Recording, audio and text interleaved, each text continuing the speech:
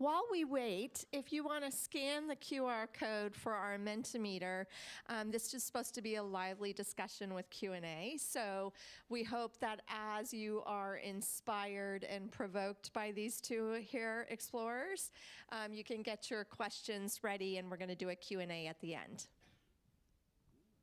And we'll begin in just a few moments.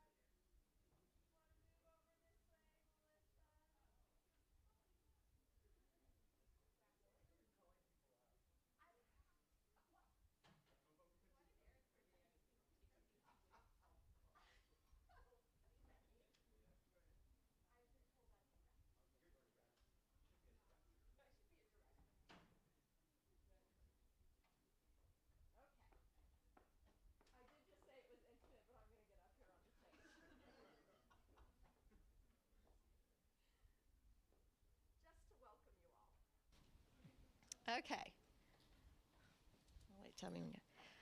So welcome to Explore in Residence Night, an evening aimed to spark lively discussion between our 2024 Explorers in Residence and you all here. Thank you for coming. So I want to allow me to introduce you to our latest explorers and speakers of the night. We have Rachel Joy Victor, a consultant and co-founder of FBRC.ai, a company focused on creating AI-supported tools for the future of content production, from films to games to location-based experiences. Rachel's work as a designer, strategist, and world builder for emerging technologies focuses on creating cohesive narrative, brand, and product experiences. She designs for a range of applications, from multi-platform narratives and gaming experiences to tools and platforms to spaces and cities.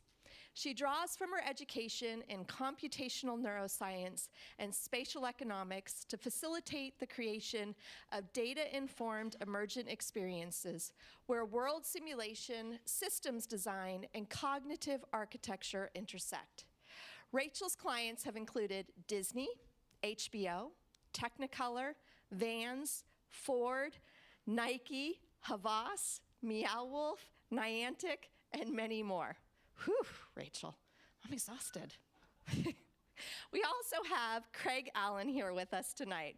Craig works with teams at the intersection of media and technology, from leading the first Call of Duty for consoles to Moxie AI, a social robot designed to help kids develop life skills and featured on the cover of Time magazine.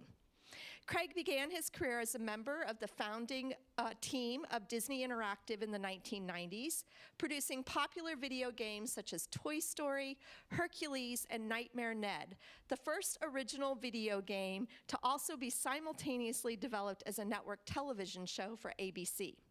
Currently, Craig is the CEO of Snackshop and is building an interactive webcomics platform to empower anyone to easily create and share their stories in a playful global community as we enter a new era of creation at the speed of imagination. Now, I recently received these two postcards from one of our Texas Immersive alumni, Sarah Kruger, this week. Okay, I know we're about to go into the digital age, but talk about like getting postal mail. It was pretty awesome.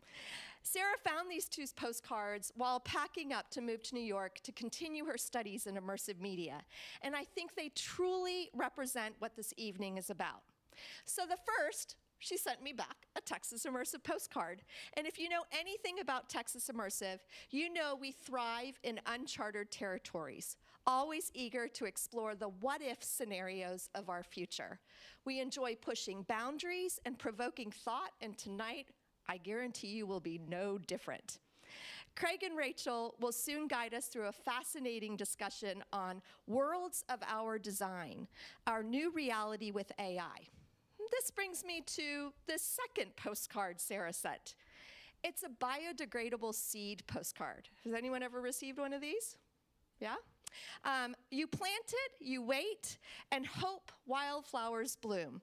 And in many ways, this is where we find ourselves with AI, planting ideas and waiting to see where they grow. And as the postcard so aptly says, okay, let's see where this grows. Personally, I'm an optimist. I see a future full of potential. While AI presents both promises and challenges, I believe that approaching it with a growth mindset and leading with critical curiosity will take us on a transformative journey. It's a journey toward a future where the most profound experiences are immersive and deeply connected to our human relationship with AI. So are you ready to step into this new reality?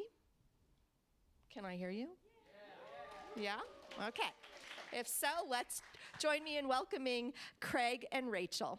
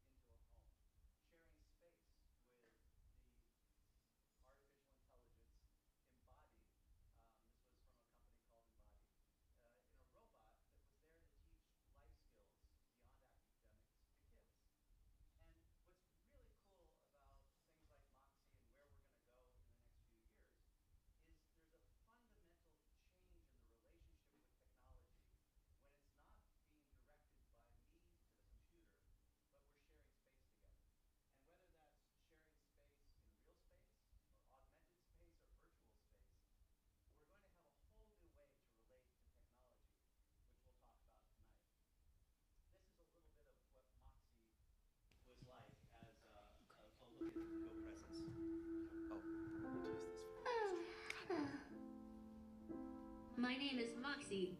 I'm a new robot. What is your name? I'm Riley. It's nice to meet you, Riley. What do you do to get ready for bed? Brush my teeth and read a story. I love stories. Would you read a story to me? Sure. Rita woke with a lovely dream, still fresh in her mind, gracefully gliding across the shimmering ice rink. So, hello, now we're here. So Moxie is able to recognize people, faces, track eye gaze, be able to see the world the way we see it. And that's something that in this product was designed to be affordable to the average consumer, but it's technology that's only going to get better, faster, cheaper. And one of the most startling differences is if you walk into a room with a laptop, it doesn't recognize you. It's there as a device, and you expect, if you're thinking about something with intent, to go to it and use it. It's a tool. When you walk into a room with Moxie, as you saw in the commercial, Moxie recognizes you and might prompt you with a new thought that you weren't thinking about, like, oh, how are you feeling today?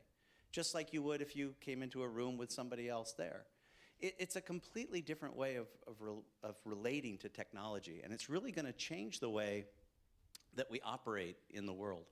So this progression has been really about creating the illusion of life, from animation to performance graphics to video games and to robotics. And while this is happening, we're moving in an evolution of environments, from environments that had no background, like Pong, to almost photorealistic environments that are reactive, destructible, and filled with lighting that can be dynamic and changing. So what you're really seeing here over the last 30, 40 years is a convergence to what you might think of as the Matrix, where characters are becoming more intelligent, believable, reactive, and backgrounds are becoming more dynamic. And as those worlds merge, whether that is a fully virtual world, an augmented world, or a world with robotics, we're now on the cusp of really being able to create worlds of our own design. So it's not going to really be limited how we create with imagination.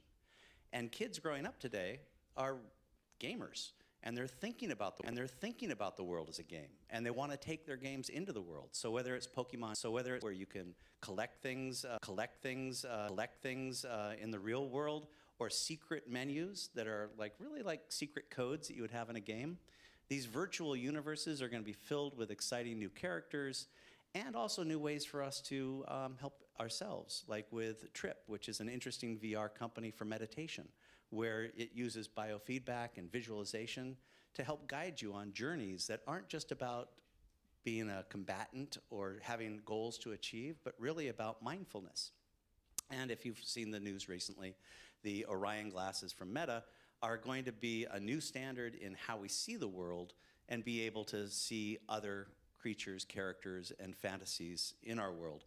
Hopefully it doesn't look like this. Hopefully there's some good UI, UX designers that will avoid this kind of mashed up, horrific nightmare fuel. But I'm sure there'll be good companies that make this kind of stuff, and you'll be able to enjoy it if that's how you want to see the world. But we've been fragmenting culture because we now have so many options with on-demand viewing, time-shifted viewing, live streams that you can watch later. We don't share reality the same way now, but we're not going to share it even more when we can change it and see it as we want. And we'll be able to capture it. We'll be able to start to have technology disappear. The iPhone vaporized tons of products and reduced them into an iPhone that does what all those products used to do individually. Technology is going to fade away. In fact, it will probably go in us with Neuralink and other devices that will have brain interfaces. These interfaces are part of a general progression of technology that's moved from us having to conform to the computer and put data into the computer into now coexistence. And this is going to be a fun world. It's going to be a world that's going to have playful imagination that can come to life, with mentors, guides. Imagine being able to have Einstein as your tutor. It's going to be all sorts of things in our world filled with, what we used to call in games non-player characters. How many people think they might be an NPC, by the way, just as a show of hands, right? I think it's healthy to have a concern about maybe being an NPC. And in the QA, we can go into that in deeper level if you want to. It's kind of fun. I'm going to go ahead and skip through this, but this is game culture again. These are people pretending to be NPCs in the world. They get millions of views, and people actually make money becoming NPCs, which is kind of weird. It also serves good purpose for digitizing humans to preserve our history. This is a service of capturing people as AI agents from the Holocaust so they can share their stories of what their experiences were like for future generations. And because we have gamers in the world, like the velociraptors in Jurassic Park, they're going to be testing the fence with the things we create. This is an example of AI coming into video games. What's your favorite type of plant to grow? Well, if I do have a choice, I like to grow a little bit of that sticky icky, if you know what I'm saying.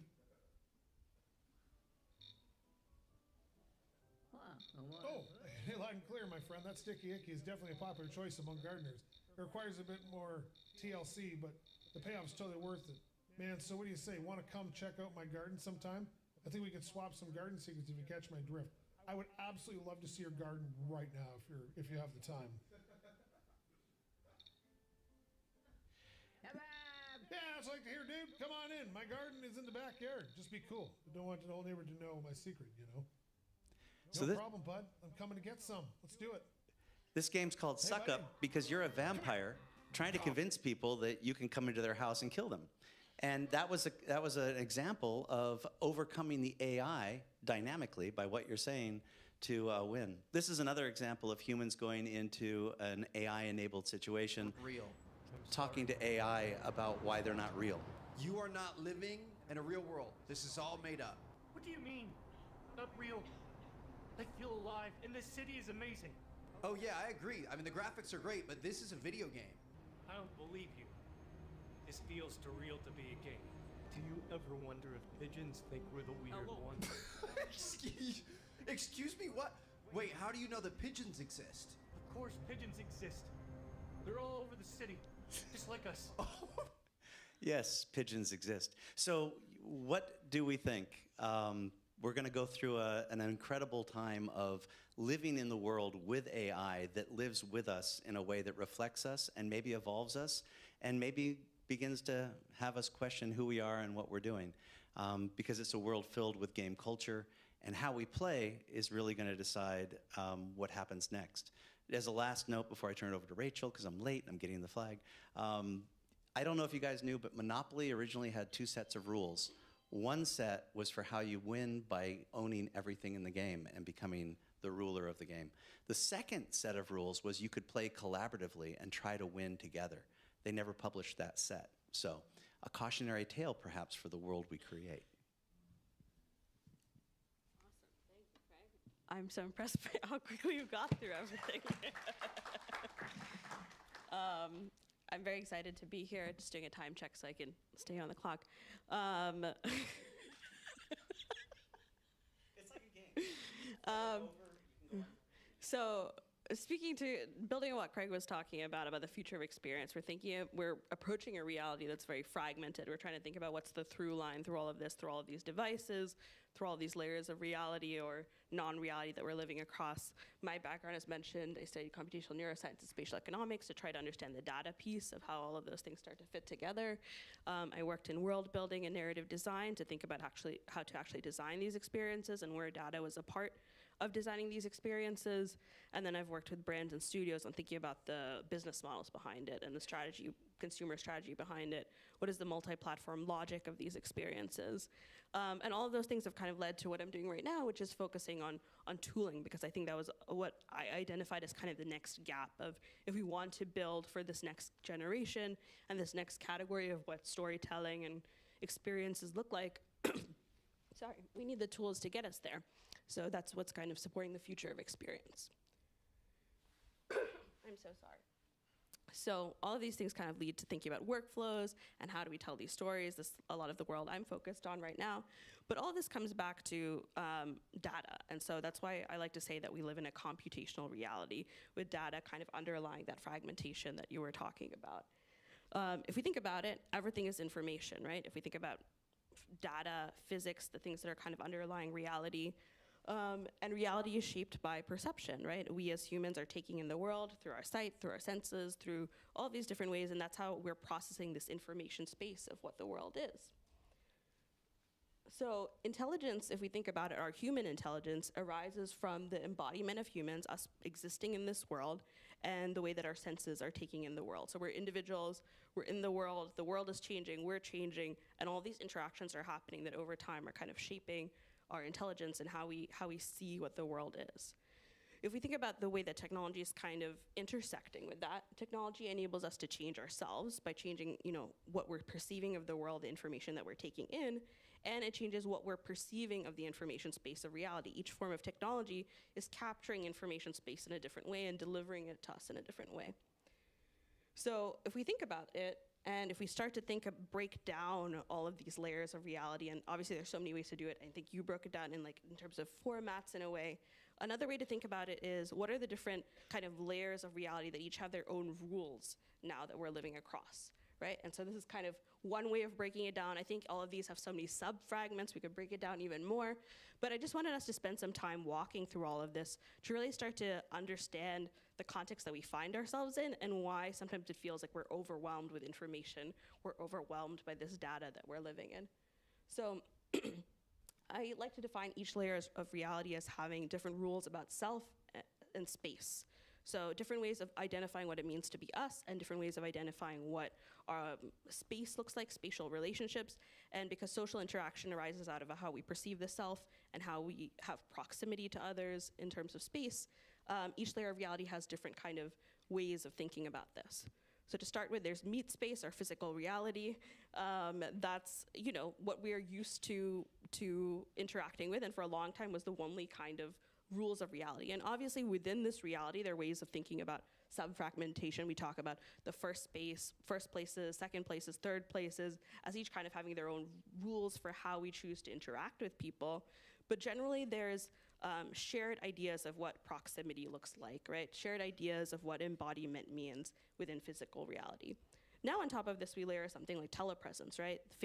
Like when we're FaceTiming someone, it's similar, we're still existing in physical reality, but now we have this portal into a whole other kind of 3D space that's an extension in some ways of the space that we're in, and this co-proximity, right? And the nature of the self looks a little bit different because we feel embodied, but the people that we're talking to aren't embodied in front of us like they are in physical reality, right? So it's a different space, different rules. Another kind of context of layers of reality that we live across is kind of the original version of the web, right? Cyberspace, the information space. And in cyberspace, your identity was your email address, right? That's how you're reached. So you're not embodied now in terms of how you're being perceived. And proximity is through the knowledge graph in terms of how close or far you are in terms of relationships with each other. We had Web 2.8, which kind of changed that paradigm of now you're not your email address anymore, you're your social profile. Or now your social profiles as a way of representing yourself. And you have a way of kind of curating the way you wish to be perceived. So it's maybe a facsimile of who you are, but it's not you in real life in meat space, it's you kind of sharing fragmented pieces of who you are and how you want to be perceived. And again, spatial relationship is more about the distance you have between each other, right? Like, are you a secondary connection or a third degree connection on LinkedIn? So you have different kind of rules of proximity.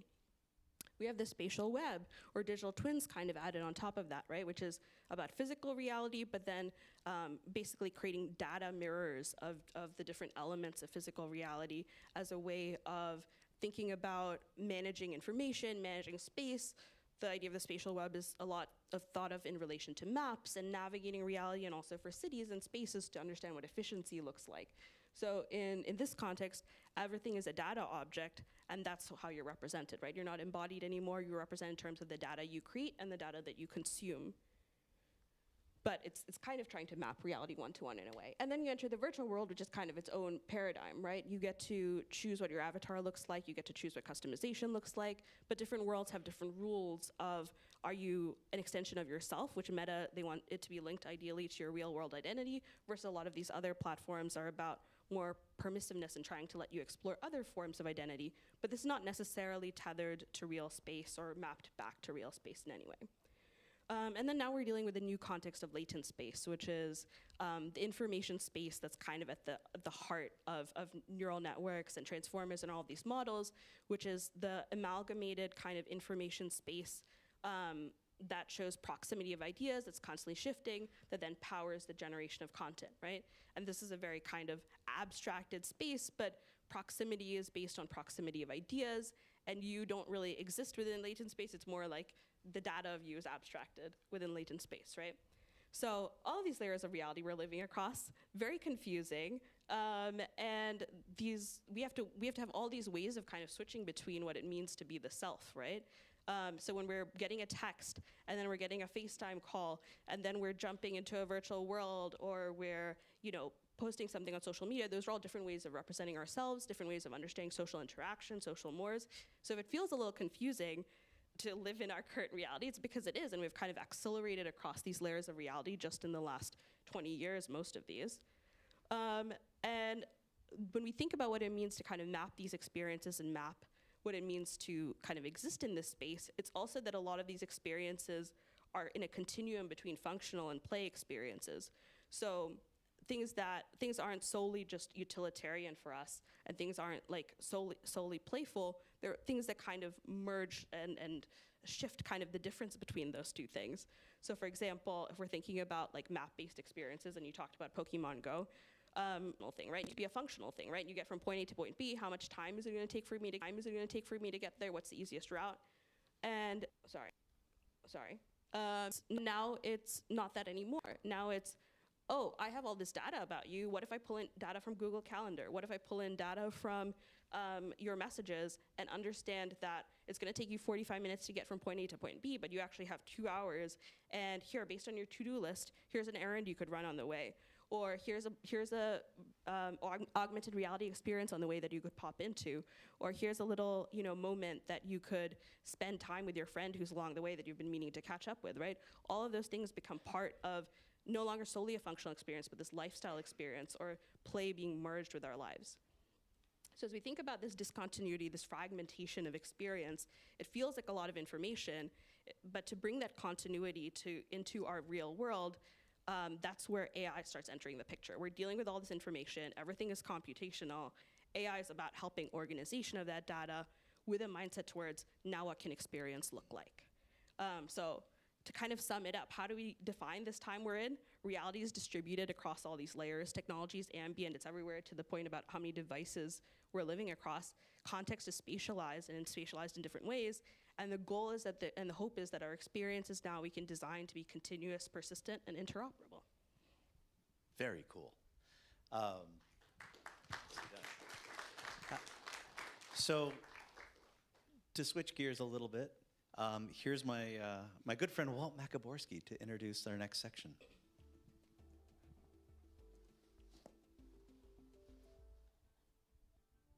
인공지능의 미래는 경이로움과 걱정을 안고 있습니다. 우리는 AI가 우리의 삶을 변화시킬 잠재력을 탐구하고 그에 따른 문제들에 대해 이야기할 것입니다. Good evening. I'm Walt Makaborski. This is a deepfake of me speaking in Korean. I don't speak Korean, but AI is a game changer. Here's what I said. The future of artificial intelligence holds wonder and worry. We are about to explore AI's potential to change our lives. Talk about the problems that come with it. Tonight, in a special edition of CBS Austin's Check This Out, the state of artificial intelligence. It is sort of the Wild West. What we know about AI today and where AI is going next. Plus, we had to have the proper guardrails in place. Are Texas governments already using AI to track your data? We take a look at city and state agencies and how they're implementing AI. And we'll sit down with stakeholders for their real takes on artificial intelligence. Tonight, we take a look at AI in Austin. Thank you, Walt. So this next section is a potpourri of a lot of things. AI, I believe, like many people do, is a game changer that is going to thread through everything in life. It's less of a division of a company, like in the early days of the internet, people had internet divisions, which really didn't make any sense because the internet was going to be their company. We have a lot of people right now saying, oh, I have an AI group. It's like, oh, really? Is that your whole company? Because that's what you're saying when you say that. AI is going to be like electricity. It's just going to flow, seen and unseen, through everything.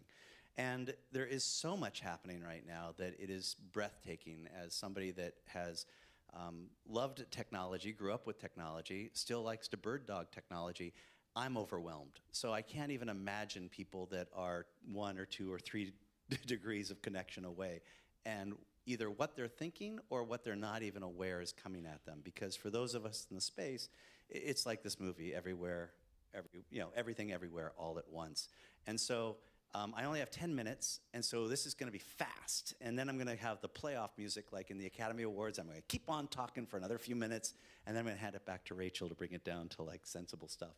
But I'm using a little movie theme here because I think movies and media and books, they're great guides for us to have a narrative structure for understanding the complexity of ourselves and where the world's going. So you'll see some movie posters popping up here. They're all pretty good movies if you haven't seen them too. Semi-randomly chosen. The first one here where we're starting is Star Trek. The Alexa device was actually inspired by Star Trek, which is kind of makes sense, right? The whole idea of talking to the computer. It was something that the inventor wanted to create in our world. And a lot of movies are inspiring what's happening in our world. Disney just recently announced a holodeck tile, which is a AI-controlled individual tile set so that you can walk effortlessly, infinitely in virtual spaces, right? Tesla, cribbing heavily from iRobot with their announcement just earlier this week in terms of robotics, cars, self-driving vehicles. The robots are probably going to outnumber cars and probably will get close to being maybe 1 to 5 or 1 to 10 the human population. So if we have 8 billion people on the planet, we're going to probably have billions of robots before too long. And I like this little chart because it helps me orientate where I am. If you haven't seen it before, it's kind of a fun way to think about where we are in the timeline. And of course, I'm sure somewhere Sarah Khan is looking at us going, way to go. ChatGPT, is it just a better way to do a card indexing file for a library? In many ways, yes, right? We're taking all that data and we're reorganizing it and giving people a faster way to access it. It's great to think of it as a tool, but it is a tool that's evolving a mind. So it's going to move quickly from being a card catalog to being the librarian, to maybe being the head of the university. And in every chart that we're seeing with AI, it's going in one direction: faster, better, cheaper. So it's better right now with language because that's what we've been focusing on. It's also, like we talked earlier, how we've been inputting data mainly into the computer. We've been using punch cards, we've been using text, we've been using books. So this is going to be the first place that AI really gets a hold of being able to make sense of it and be able to excel at it. But robotics, as we'll talk about, are going to allow AI to understand even more and start to make inroads into other frameworks of how we use and communicate and interact with computers. And the exciting thing to me, as somebody that's worked with a lot of creative projects and projects that have required a lot of money to build, going from idea to execution can be prevented by the requirements of financing. So we are going to level the playing field. And yes, we will also go into the trough of disillusionment. Right now, there's a lot of AI hype, and not all of it will happen. But we always go into that trough because we're a species that is perpetually unhappy and unsatisfied. We're in the in an airplane at 30,000 feet, the Wi-Fi goes out, and we're like, what's going on, right? You're in a metal tube flying at 30,000 feet, and you don't have access to the internet, and you're upset. We're going to be upset about AI. Is it clippy, or is it the future? We're going to find out. That's the exciting thing, right? And it's getting cheaper, and there's a lot of money going in to get us to where we're going, wherever that is. It's also drawing more data. The data is being consumed faster, and we're going to have new input for the data, and this is really going to be the game changer. When a lot of people say that AI will never be as good as a human, well, one, what kind of human are we talking about? Are we talking Einstein, or are we talking about the average human? But two, we experience the world very different than what the computer can understand.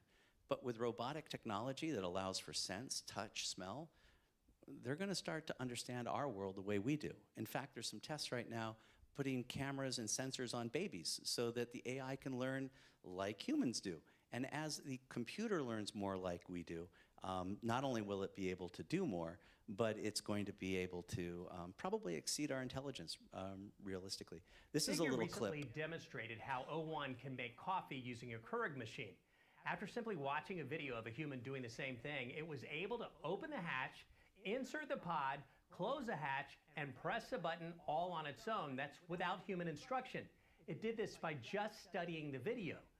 And by the way, this is just the beginning. Figure says that O1 can learn to do anything from peeling bananas to using power tools to make.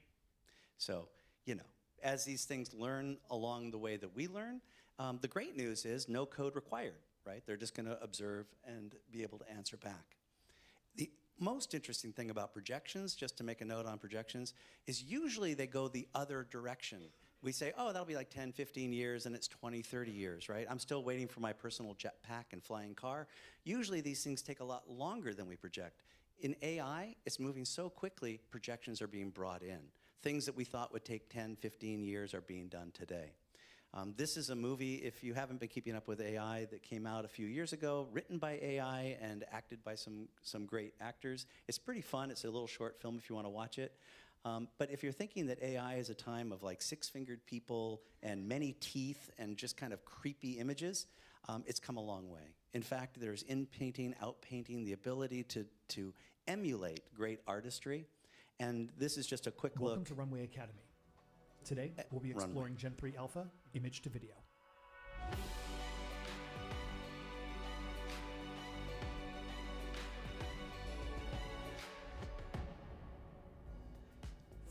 So this is happening now. We're becoming just like games. We're moving from Pong to photorealism. But where games took decades, we're doing it in months. It's incredible. And even James Cameron is on board, which is, again, sad for Sarah Connor. This is another look at some tools, because the tools are what really make everything happen. Recently announced by Adobe at their Adobe Max conference.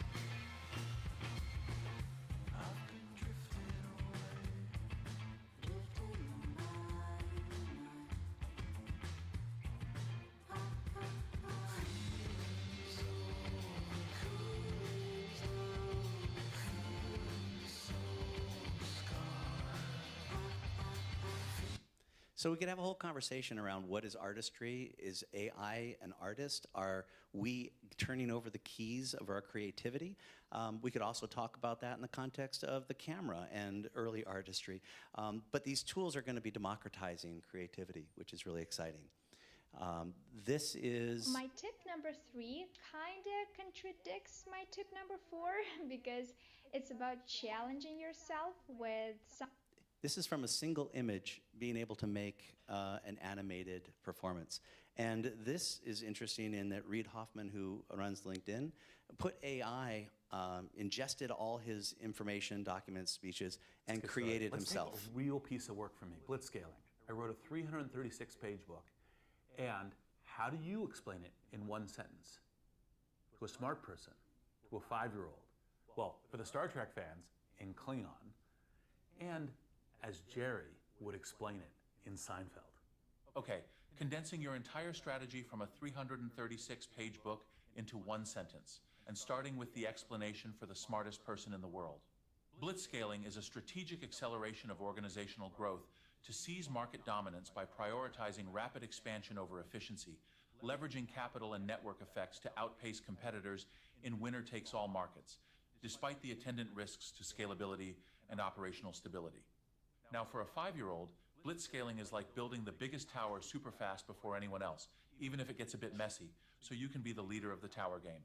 And now for a Klingon, blitzscaling OH pus vittelheg duj lucharglutavis tilhab e doch vam viol, Hawk Competition Vipo QA Market Dahara, and finally, like Jerry, in a Seinfeld episode. Blitzscaling, you know, it's when a company decides to floor it on the highway of business, ignoring the speed limit, racing to be the first to that big golden market share in the sky, all while hoping they don't run out of gas or, you know, hit a tree. It's like, who cares if we're burning cash like it's a bonfire? We're getting to the front of the line, baby. Efficiency? Please, that's for those in the slow lane watching us fly by. So this is super interesting to me because it's not just about answering a question. And there's a lot of play with AI being able to do language translation, which is great. It'll be able to do 35 languages. It'll be able to have all these different services to help us communicate. But culturally, you're going to be able to have AI meet people where they are, whether they're a child, whether they're the smartest person in the room, or with comedy. And I'm out of time, so I'm just going to click through this really quick, but there's a lot of other really interesting things going on, but I got to get to Rachel's slides. So Aaron will, I'm sure, show this later, but we're doing games being created by text. We're doing all sorts of interesting, great things for society with technology that adapts to us, that watches us, that is going to break codes, that's going to be able to do decoding of what animals are saying. We're replacing and finding efficiency with jobs. Amazon has 750,000 robots already. This call center, 35 languages, 2.3 million calls were produced, 700 people.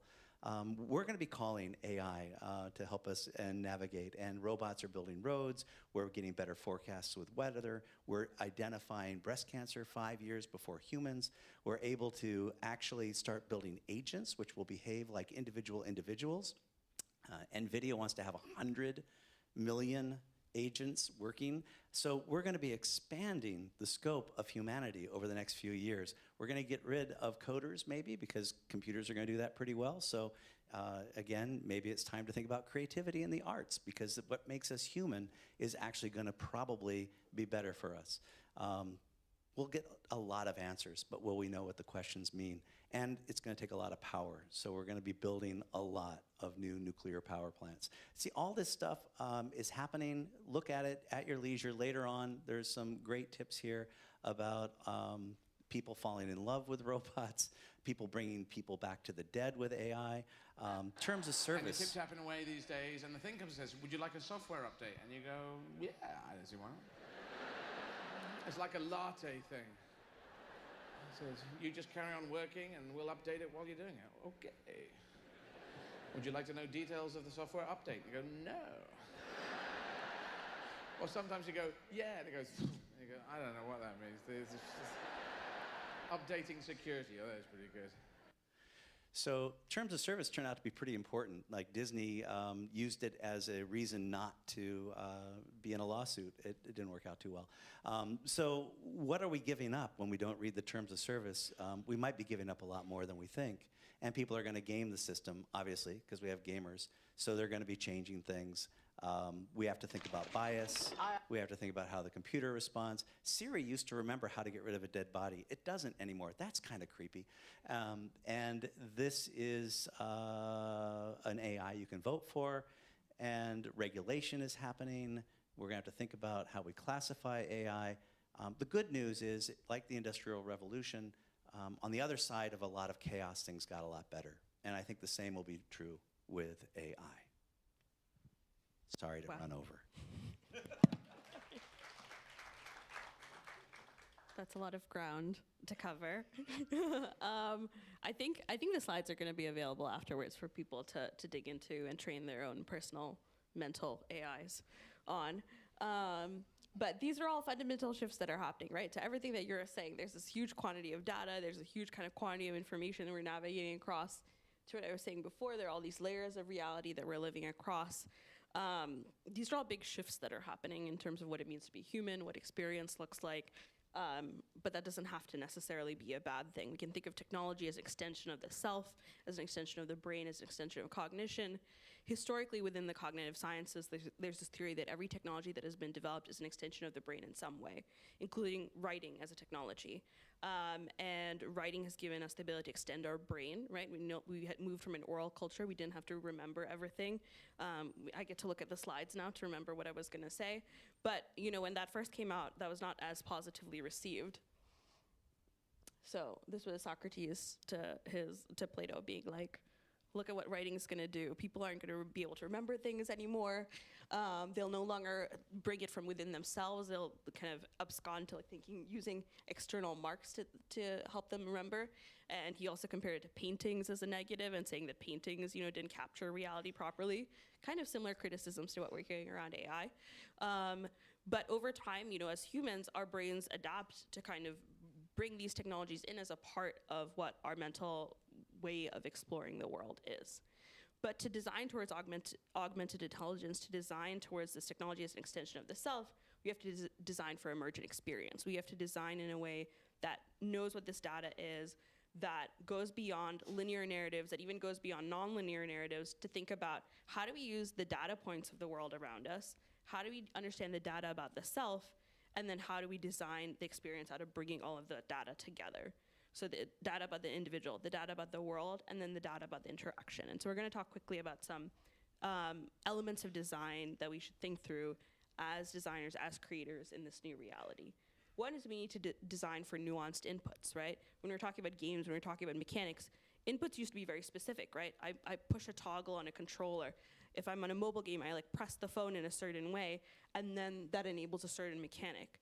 Now when we're thinking about nuanced inputs, the data is so much more complex of what an input could be, right? The data could respond to orientation, it could respond to movement, it can respond to an action, or if we're thinking about maybe in the future with Neuralink, or at least with EEG technologies, it can respond to a brainwave, right? And those implicit actions have to have a design behind them to understand what type of pieces of experience they lead into, right? And that's a larger category of inputs now that we need to account for. The other thing that we need to account for is designing for the depth of the human and what it means to be human, right? Not just understanding us as, consumer personas or things that are very fragmented and very categorical, but understanding that every person is unique, that we each take in the world in a unique way. We have our unique perspective, that we each have presence in the world, an embodied presence in a different way, and that we each perform in a different way. And that in between that perspective and performance is all of these other things that are happening in the brain, right? That we don't even fully understand, that we can't even fully compute. Our emotions, our thoughts, and our decision making sit between the perspective and performance, but then behind that we have our needs, our goals, our schemas of the world that shape the way we respond and how we think about the world.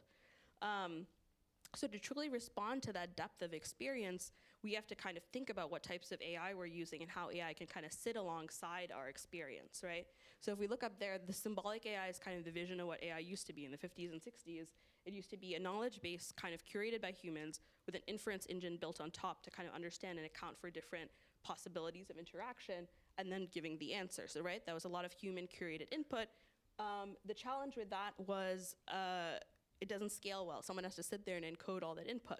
So there was a movement in the 80s and 90s towards the neural networks, towards the transformer models that we use now, of what if we could just put in all this information, the AI could train itself and be able to give answers.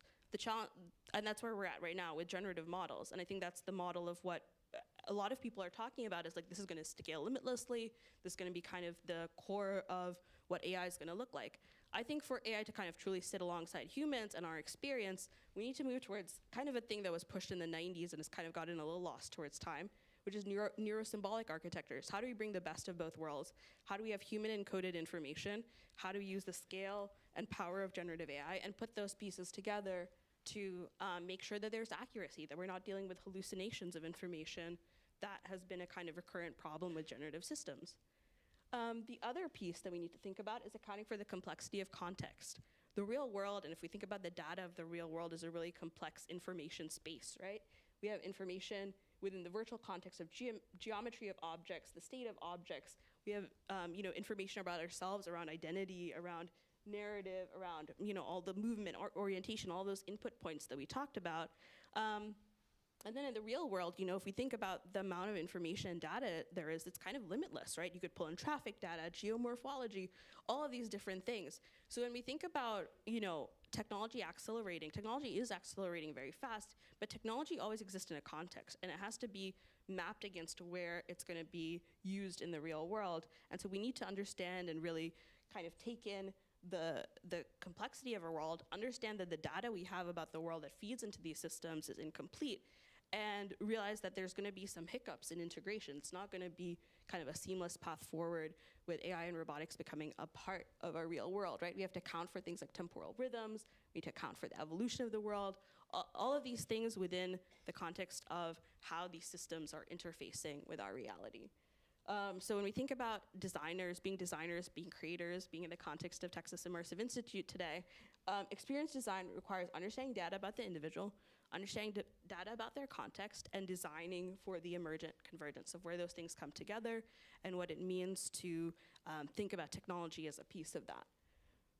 So as I mentioned, technology always exists in a context, and we have to think about what that context means. So kind of as a closing thing, as we think about what does AI mean, where is it going, I think I work in AI, so I hear a lot of the hype around AI, and I think a lot of it's really exciting. I wouldn't be working in it if I didn't think it had real potential to do something interesting. But we do have to think about what separates AI from human intelligence, and where do these things start to intersect or maybe diverge. To your point of the kind of the data sets that are used behind training, for the most part, these are kind of the data sets that are training AI at the moment, right? Like at a broad level. There's text, there's audio, there's video. But even with audio and video, these things are capturing reality in a way that's different from how our bodies are capturing reality, right? The audio that's captured in sound waves is not quite the same as the way our brain processes audio. The way that video captures reality isn't quite the way that our eyes capture reality, right? So there's a divergence between these data sets. Then if we think about these data sets as kind of being some ways of representing reality, and the way that we as humans take in the world, that's much more complex. If we talk, neuroscientists say they're between like 20 to 30 plus senses that we have, not just the 5 senses you grew up hearing about, because proprioception, you know, the way you hold your body, that's a sensation. All these different things are part of our embodied experience of the world. And most of these embodied experiences of the world aren't things that are computational, aren't things that we can actually capture properly. We don't even fully understand these experiences from a neuroscience point of view. So if we don't fully understand what human experience is, and we can't compute it, and that there's a gap between, for example, circuits and the way that neurons function and the way that they pass information. For example, circuits are right now binary, and neurons are not. They have multiple states of when they may and may not fire. Then there's going to be a gap between how all of these pieces are capturing reality and experiencing reality, which means that there's a fundamental difference between what artificial intelligence systems are going to be and what human intelligence systems are going to be. That doesn't need to be a bad thing. That just means that we have to understand kind of the limits in the capacity and what AI can do and can do better than us. And then again, think of designing towards that augmentation piece and how these pieces can fit together. So that's kind of the provocation and challenge as we go from here. How do we educate ourselves about what AI is doing, what technology is doing, and then become better designers, because we're at that point where this technology is changing and where we need to be kind of the co-creators of what the next generation looks like.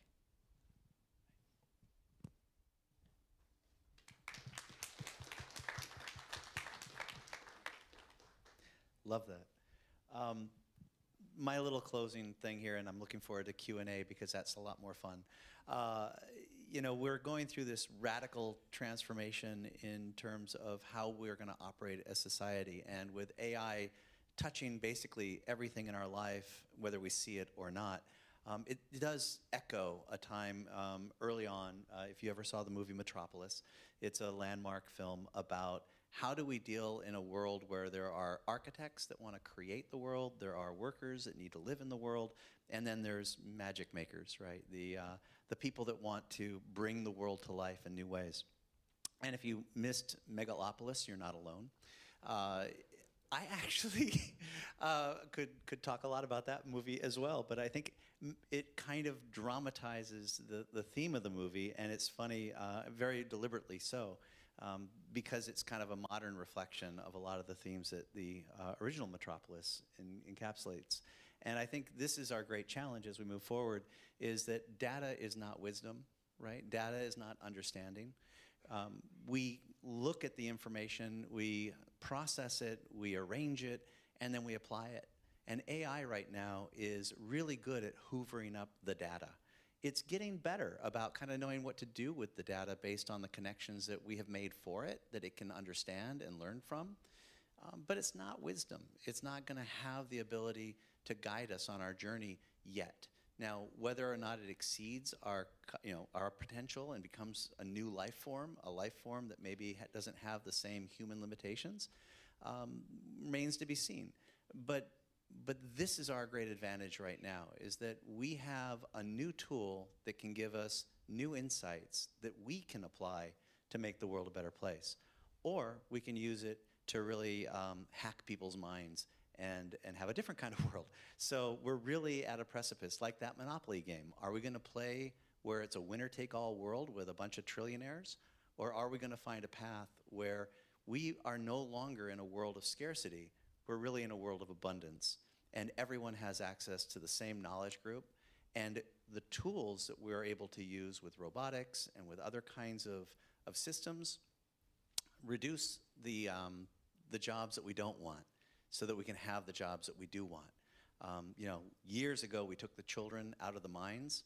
Turns out the children yearn to be in the mines, which is why they play Minecraft, but they don't have the same health issues. So hopefully, we'll all have virtual jobs that will be much more enjoyable doing the same menial tasks, but in a better way or something. Anyway, that's my close.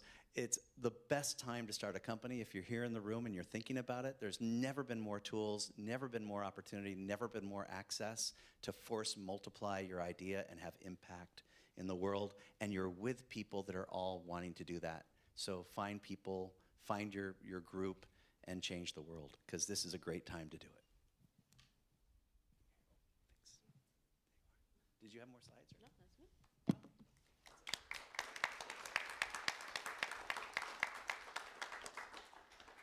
We'll go around with a microphone if anyone has any questions, and we also can post up the Mentimeter. What, the Mentimeter? Yeah, that's how we got the questions. Wow. It's very cool. Very cool. The Mentimeter. This is the most intimate. Hey, I'm just wondering, how concerned are you guys about the environmental impacts of AI? And if you're worried about it, what is happening to ensure that it's making less of an impact than it is and could? I do think that's an important consideration. I think that it's kind of something that companies are deflecting, thinking about a little bit at the moment in terms of like environmental impact, the power needs, and the costs are things that are kind of being at the moment pushed down the road in order to increase adoption. So, companies are bearing the costs of a lot of these things. I think it's going to continue to increase. I think it's not something I'm as worried about than some of the other things with AI, just because I know that we have the ability to develop some more efficiency in these systems over time.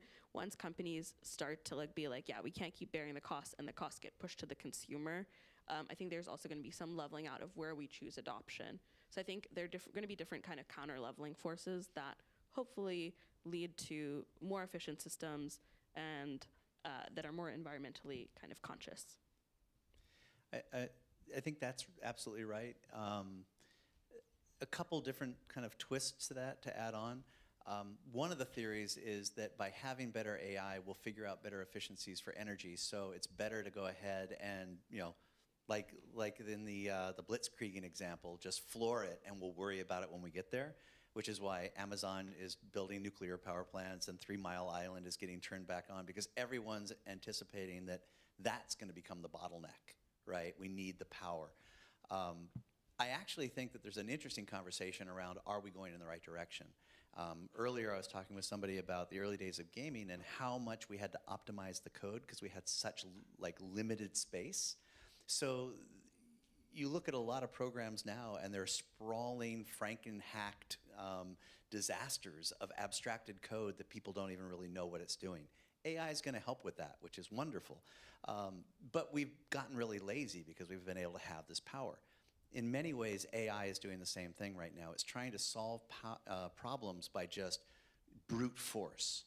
And there's a guy here in Texas, John Carmack, who developed one of the first 3D games, which was Doom. And Doom was really cool because at the time, everybody was drawing the whole world graphically, and it was taking up a lot of processing speed, and it was a very costly system. And he said, well, why do I render the whole world? Why don't I just do a table, like a grid, and if the player's looking this way, I'll draw that world. And if there's a wall, I won't draw what's beyond it. And as the player view changes, I'll draw what they see. That was a huge optimization. And because he could pre-cache lighting and other things, knowing where a player was on the grid, he was able to get graphics that performed on much lower computers, much faster, and really revolutionize the way people thought of game programming. He's now working on an AI company, and after doing Doom and other games at id, after going to Meta and working on Quest, he's now at the forefront of AI, and he said that he wants to take a different approach. He thinks that a lot of the research approach right now that is bearing fruit is doing so because it's like the early days of games. They're brute forcing it. So I think that we're still in the first inning of AI. It's like the early days of video games. There's huge optimizations ahead. There's huge dramatic changes in the structure. And while we're preparing for a lot of energy needs and a lot of waste in the short term, I also think there's going to be a number of levers that get pulled that change the way we assess it. But on a whole, I think the environment is really under threat. Yes. Question here from the Mentimeter. How would the ethics AI lie within the line between emulating art or forgery if the tools are fed with real artist's work, usually without consent? Where's the ethics lie? Do you want to take that one? I don't know. This is a challenging issue. I think there are a couple of different ways to dissect this. I do think that there's been a lot of kind of things I don't agree with how models were trained in terms of the data sets that they pulled from. I also think that we're unfortunately, for better or for worse, at a point that we can't go back from that. It's already happened. The legal systems, I think, are not going to kind of stand against that for much longer. Like, I think there's right now where the copyright stands in the United States is that you can't copyright AI generated work, but if you do work on top of it, you can copyright what you have created on top of it. A lot of people are finding very clever ways to work around that. For example, if you have tried tools like Suno or Udio for generating music, there are music studios that I'm talking to that are generating music and then having their artists recreate all of that music to say that it was human created, just to have that authorship moment, right? There are a lot of ways to work around these systems. I think that that's going to kind of continue to happen. That being said, I think sometimes it's overstated how much, how specific AI can attribute back to specific artistic work. The way these models are trained is so kind of disambiguated. It's not to say that they aren't drawing from the whole corpus of human knowledge to this point. They are, but it functions in a way that's very dissociated and in a way that is kind of you could argue like an extension of how the human brain works and how the human brain currently draws inspiration from the real world. That is one argument that I think is going to continue to be made legally, and I think eventually those kind of rules around copywriting AI-generated content are going to change. I do think that moving forward, we need better ways to attribute back to human work. I don't think this is going to happen retroactively. I think it has to happen moving forward. And there are companies working on it. I think there are solutions coming together. I think it's going to take a while, and I think that it's going to be slower than we would like it to be, unfortunately. I also think that part of it is that the technology isn't there. There's no way to actually trace back to. People say like, oh, if your art is trained and then it generates something, you should be able to get a cut of it. There's no way right now to actually trace back what specific inputs are fed into an output because of how much disambiguation kind of happens across the process of generating new things. I had an additional thing to say about it, but now I've forgotten, so I'll let you answer a bit, and then I'll It's definitely a complex issue, and it's one of many ethical issues that we're going to face as AI increasingly has an opinion about things. It wants to be at the table. You know, we think of AI as a tool, but it really is more of a collaborator, and it's going to become a life form. And if you go to a museum and you see artists who are students learning how to paint, a lot of times they're in front of a painter to learn the craft of painting. So can an AI be denied the same kind of ability to learn from the world that we're in? It's going to be able to not only just take in data, it's going to be coexisting with us. And where do we draw that line between what it's allowed to ingest and what opinions that it has that it wants to contribute to the dialogue? Because there's a moving, living thing, and AI will be a moving, living thing with us. So in the short term, I think that there's huge issues in how we do it. I do think we're going to have better frameworks to be able to say this is human created, this is how I want it to be treated, this is how I want it to be authored. But even if we do that, it doesn't mean it happens in China. It doesn't mean it happens in India. Much like many technologies. My mother didn't want to have a cell phone. She was like, I hate cell phones. Wonderful woman, was not a technologist. I went the other way. I'm a rebel. She a few years ago got a cell phone because it became ubiquitous in our society and a tool that we need to utilize. Now, you don't have to have it all the time, and she doesn't have it as much as I do, but she has it, just like we have credit cards and like we have other tools that we operate with society.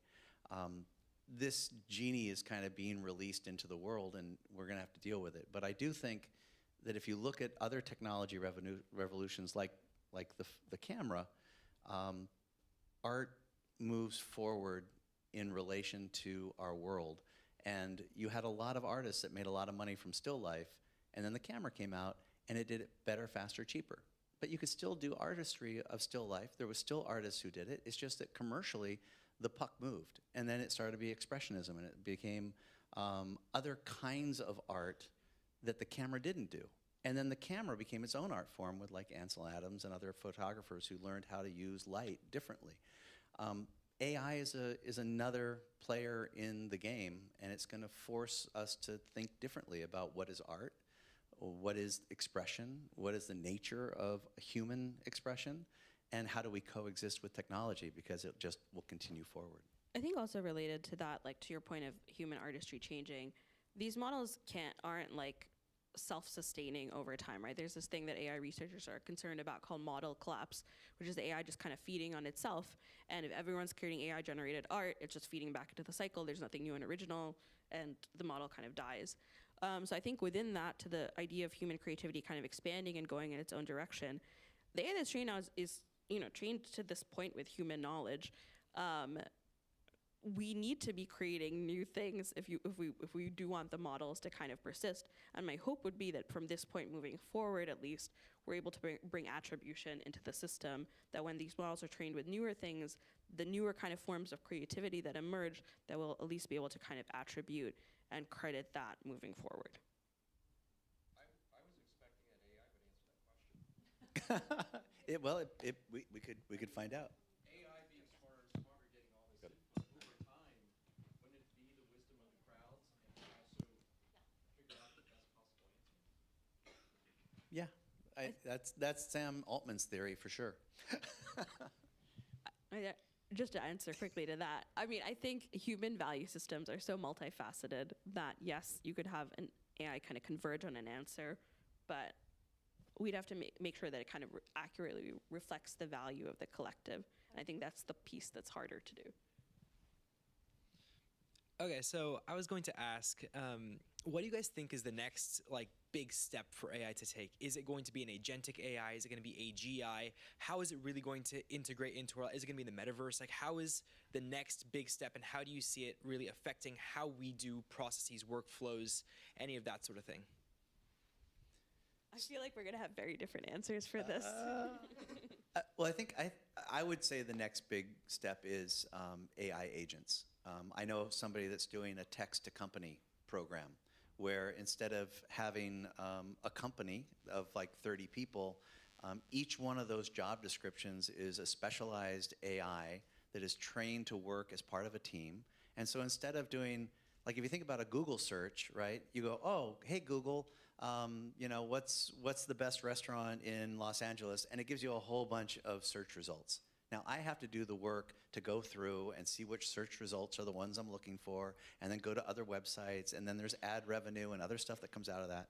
And along comes ChatGPT, and I go, hey ChatGPT, what's the best restaurant in Los Angeles that I should go to? And it might ask me some questions. It might give me parameters like, oh, what are you looking to eat? Are you looking to, what kind of food, and who are you going with, and what's the price point? I have a conversation, and then I get a result. And it might still be a list, but that list is much more accurate to my needs in the moment than a Google search. So think about AI agents as basically, instead of doing the search work, I go, hey, AI agent, I'm going to dinner tonight with Cindy, where should we go? And it knows kind of what I like, who I am, what my preferences are.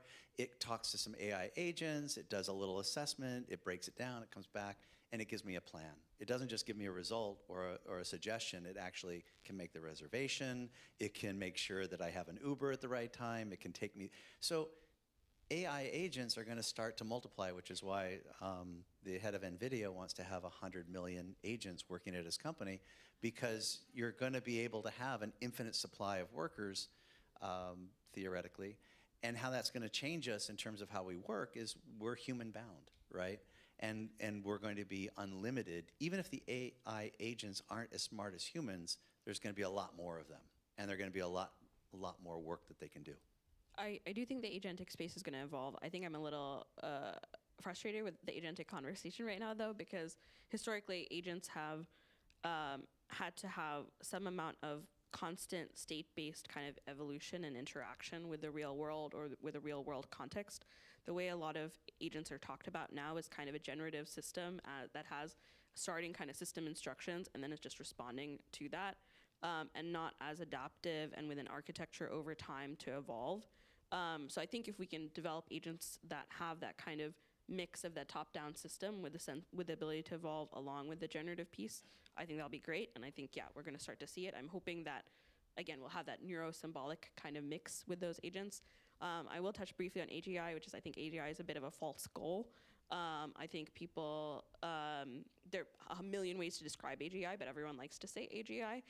For people that think that AGI, and there's a lot of people. Which is artificial general intelligence. Yes. So there's like artificial intelligence, which was where we are now, general intelligence, which is more broadly speaking, and then there's artificial superintelligence, or ASI, which is further away, but that's where it really exceeds our comprehension.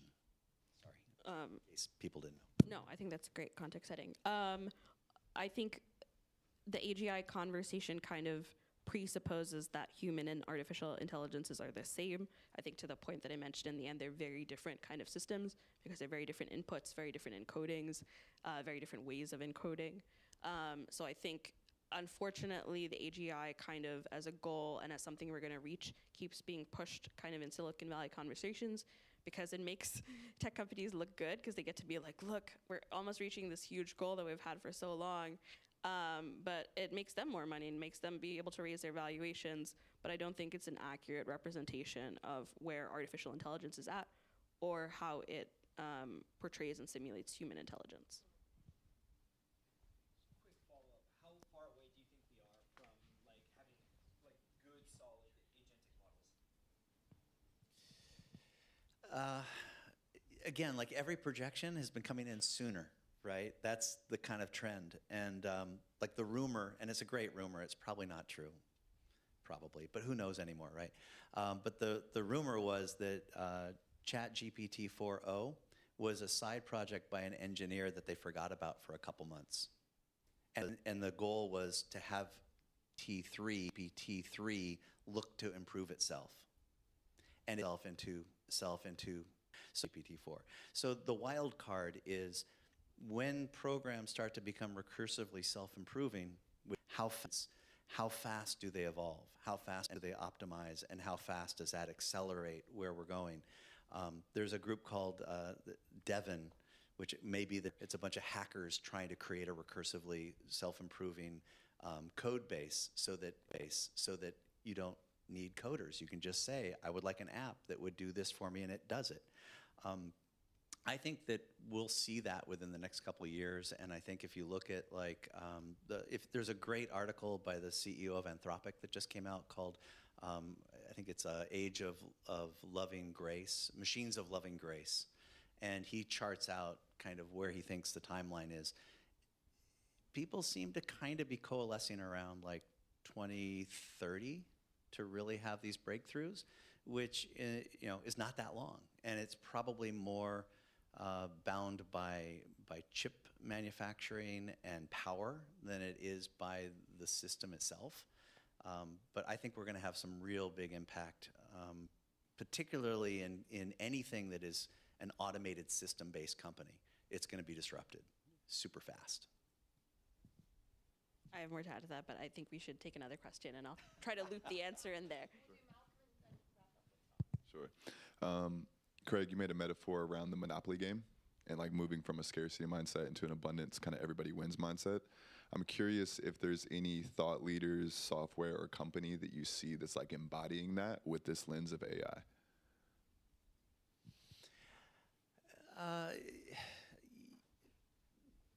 There are definitely companies that want that, and there's definitely a mindset that if we make stuff that is scalable, cheap, and accessible, that will bring in a new age of prosperity for all. I mean, Sam Altman at OpenAI talks about that. That's his goal. He talks about it. He talks about it and drives a really nice car. So the dream is that this will unlock things. The unfortunate reality is it's very expensive, and in a worst case scenario, it accelerates the have and have-nots, right? There's this trend where we keep having new technology and we keep talking about how we'll have a 3-day work week or a 1-hour work week, or in the future, with these new technologies, we won't have to work anymore.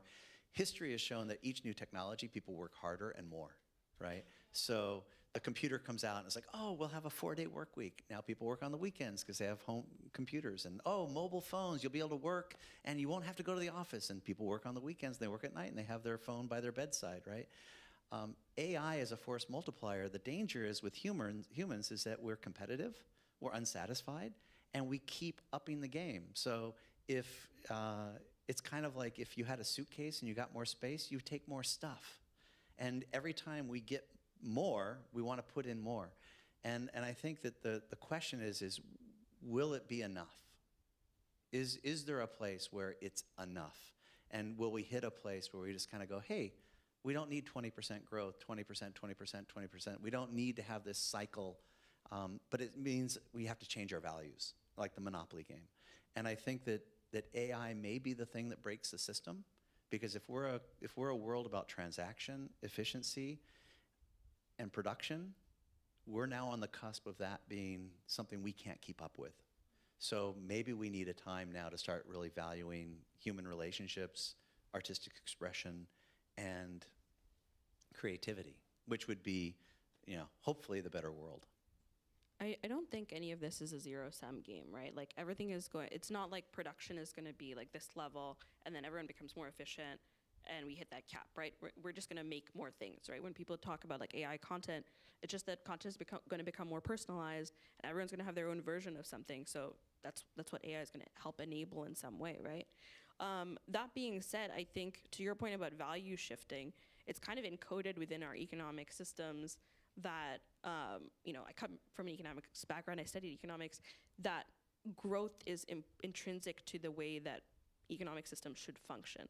And that's kind of the underlying paradigm of our system at the moment, that unless it's growing, we're decelerating, right? So there's a movement towards things like degrowth economics that think about what does a paradigm look like where we don't always constantly have to be accelerating growth.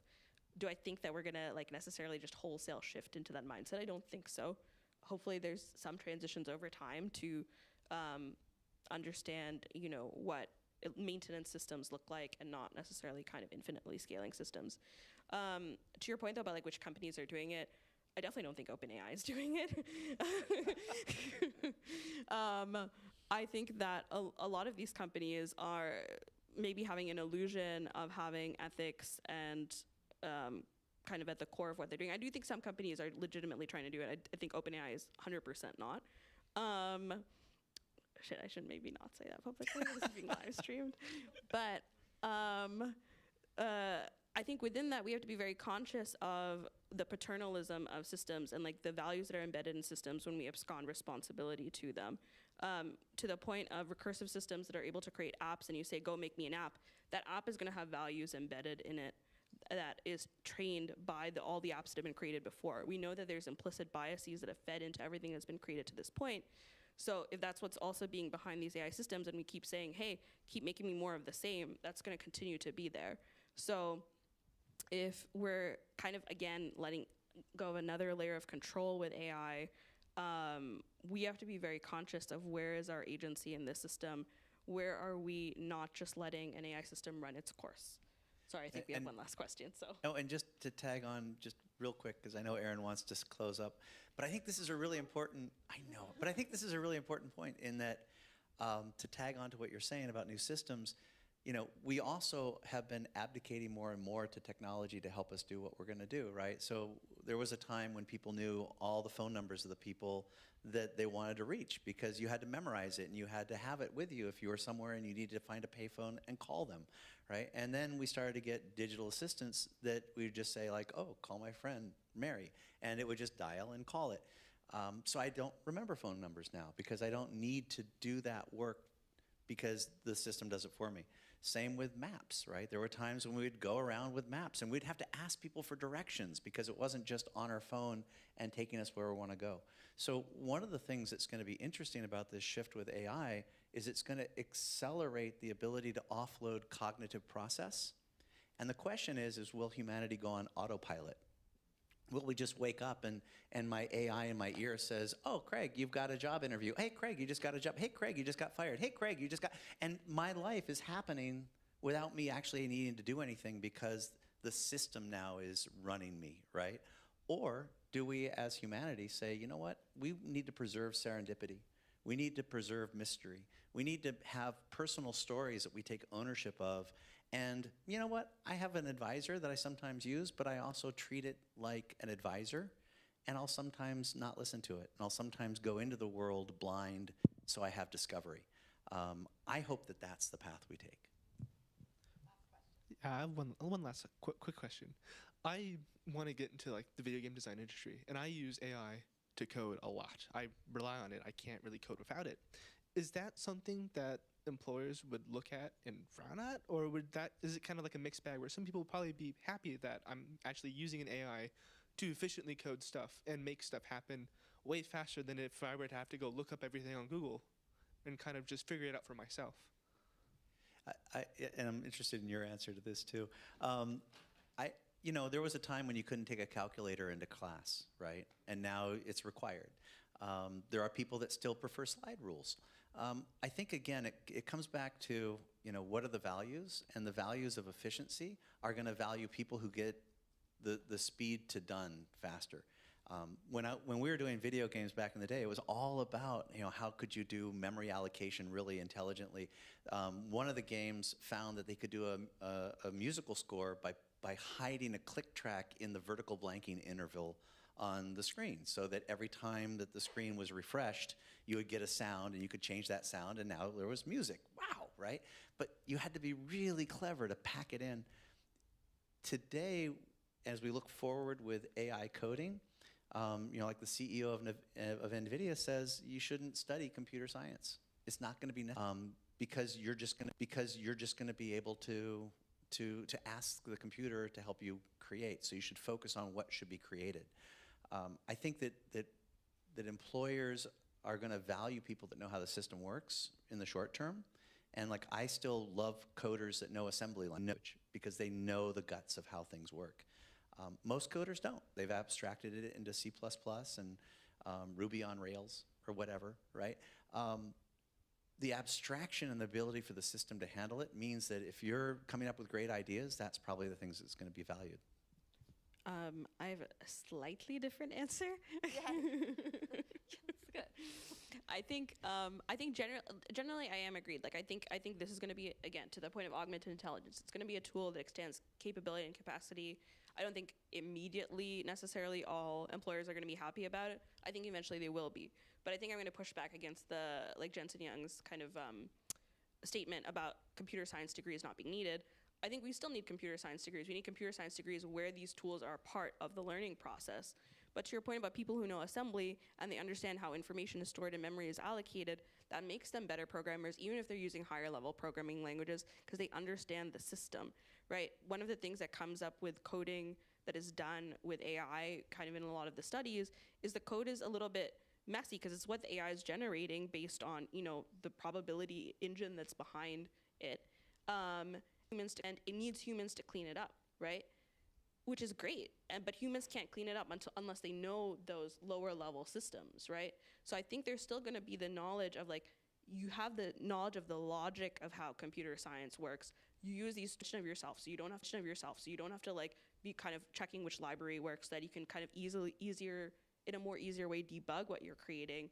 But I think that knowledge, the underlying knowledge, is still going to be important, and I think that whenever we talk about things moving fast, there's a reason that underlying knowledge exists, and every time we let some of it, we are letting that abstraction kind of shape our value system moving forward, right? And I think, again, to the answer to the last question, we need to kind of bring this knowledge along with us while we're kind of using these tools as an extension of our capacity. From just food for Warren from the food said there, and I think that's insightful. Favorite shows when I was young, Connections. The first one, and it was changed and all that. But the first one, you'd take an idea and thread it through all the different inventions that it kicked off. And he would Egyptian times, and then end up with, you know, NASA rockets.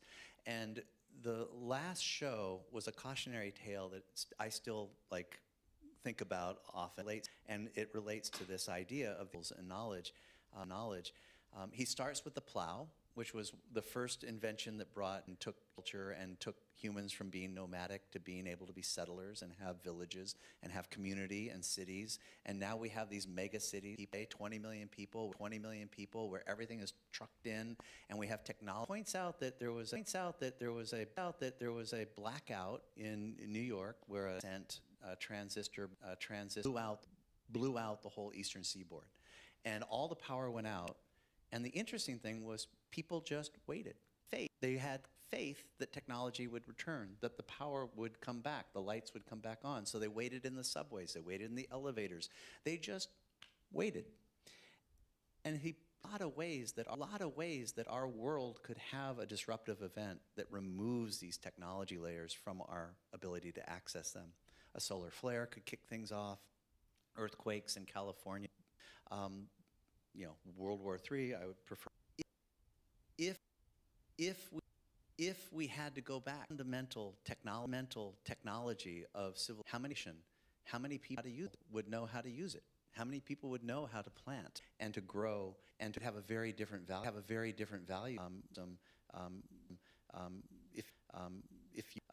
If you would want gardeners, you'd want people that had knowledge of the most fundamental part of society. You would have probably less need for lawyers. And that's a wrap. No offense to the lawyers. Thank you So all. I just want to say, can we give a thank you to Craig and Rachel, who have inspired us with thinking about the future of AI. Evening with thanking the 2024 Year of AI campaign for the support provided to help make this event possible. So if you're aware, the University of Texas at Austin, I think hopefully everyone, AI campaign, pack public research, coordination of many people, and organizations across campus.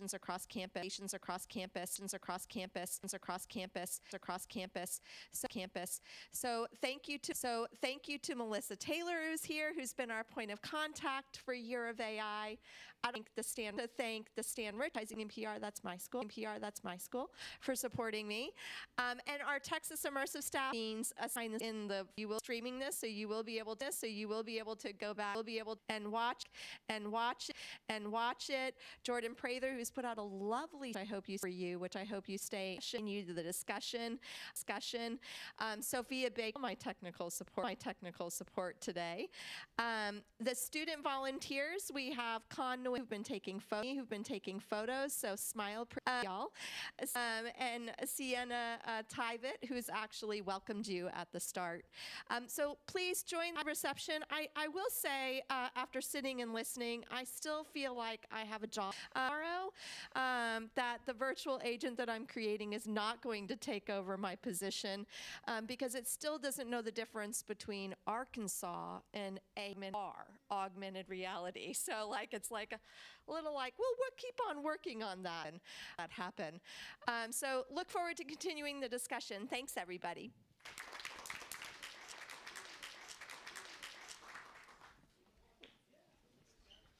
Hi, good to see you. Good to see you. It's really, well, I told Jordan they mentioned Neuralink a couple times. I know, right? We're gonna get a cookie. Okay. Hi, where these go? I'm gonna put them in my bag. Okay. Thank you. This is you. Okay, hold on.